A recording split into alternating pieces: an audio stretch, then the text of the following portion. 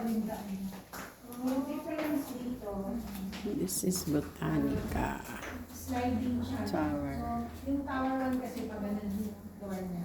So, this one, kasi may tower 2, we consulted with architect for space planning, no?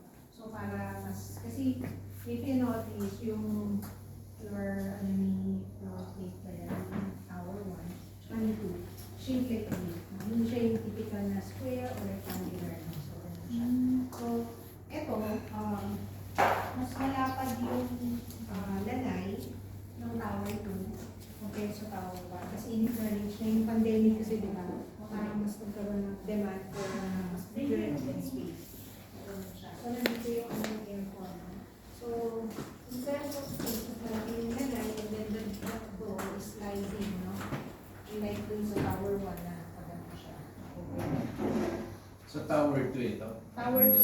So all units. Bigger yung lanay. Yes. This is tower 2. Mas wala tayong 1 bedroom kasi sa tower 1. So tower 2.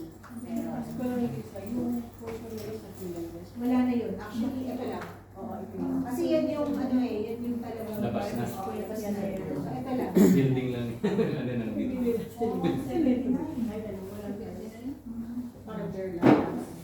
So yan. So malaki yung space ng hindi pa kasama. Ang kasama sa livable yung so yung storage niya. Sabi kasi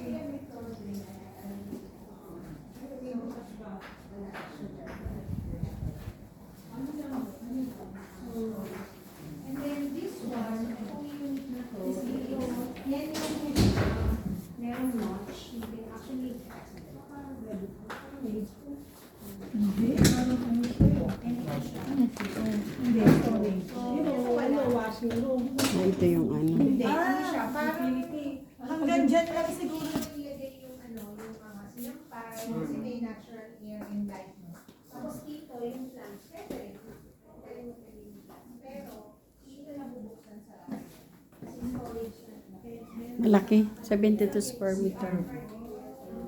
Pero hindi lahat ng unit may Tapos ganun. Ito yung one bedroom. Ito yung 72 square meter.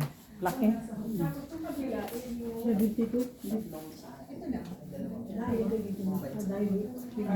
Oo.